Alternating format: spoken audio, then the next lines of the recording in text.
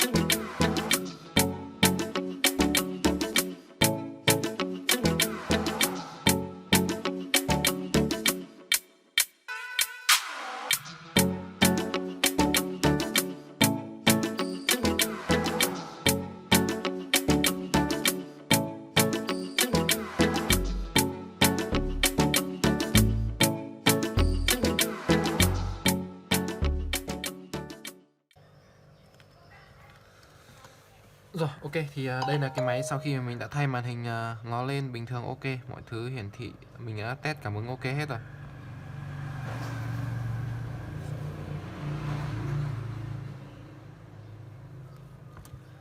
Đó, thì màn nên đẹp, phản quang đẹp, đều, không lỗi. Cảm ứng thử lại.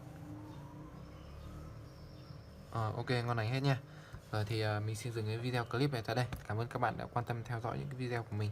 Thì hãy nhớ like, share cũng như subscribe để đăng ký ủng hộ kênh cho mình nhé. Mình có động lực phát triển kênh tốt hơn. Xin chào các bạn, hẹn gặp lại các bạn trong các video tiếp theo của mình.